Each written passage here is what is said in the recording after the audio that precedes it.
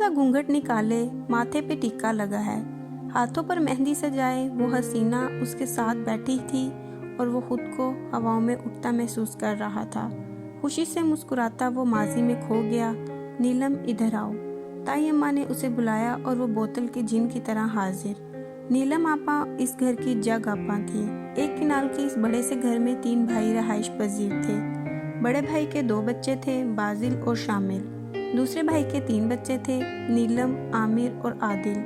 तीसरे भाई के भी 2 ही बेटे थे, हाशिम और हातिम। अब इत्तेफाक से नीलम इस घर की वाहिद लड़की थी और इन सब लड़कों में से सबसे बड़ी भी। बाजिल इससे सिर्फ 2 दिन छोटा था और हाशिम 8 माह छोटा। बाकी सब लड़के नीलम से 4-5 साल छोटे थे। तभी सारे बचपन से ही इसे नीलम आया बोलते बोलते सबके मुंह पर नीलम आपा ही चढ़ गया था। नीलम को भी इस नाम का ऐसा असर आया था कि आपा का किरदार निभा रही थी। 12-13 साल नीलम हर काम में ताक थी। सारा दिन काम करके घुन चक्कर बनी होती थी। ताया के घर से नीलम की पुकार होती तो भी चचा के घर से घर की वाहिद लड़की ने बहुत अहसन तरीके से जिम्मेदारी उठाई हुई थी। बाजिल और हाशिम साथ साथ ही रहते। बाजिल की तो नीलम से हर वक्त नोकझोंक चलती। वो तो जानकर उसे आपा आपा कहता और वो चिढ़ जाती। वक्त गुजरता रहा, वो कॉलेज आई और फिर यूनिवर्सिटी।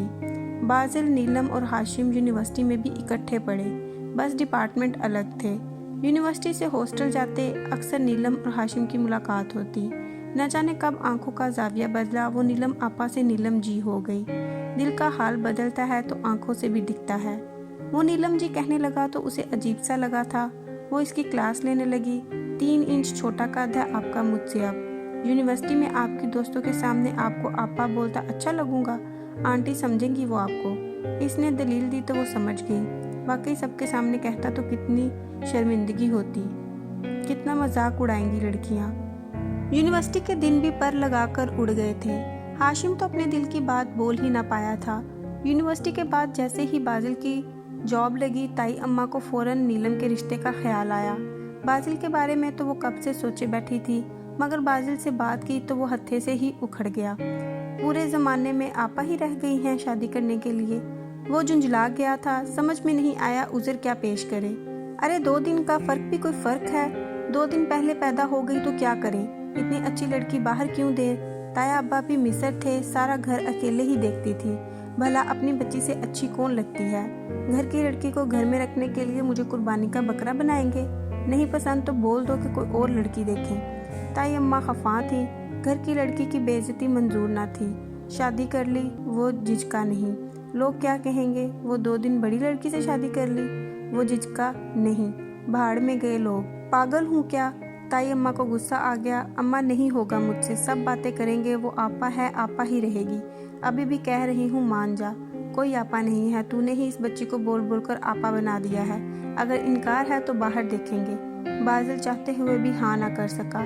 नीलम के रिश्ते की बात उड़ती हुई हाशिम तक पहुंची तो वो भी मैदान में उतर आया मुझे नीलम जी से शादी करनी है। वो सीना ताने खड़ा था बेखौफ। एक जोरदार थप्पड़ इसके मुंह पर पड़ा था।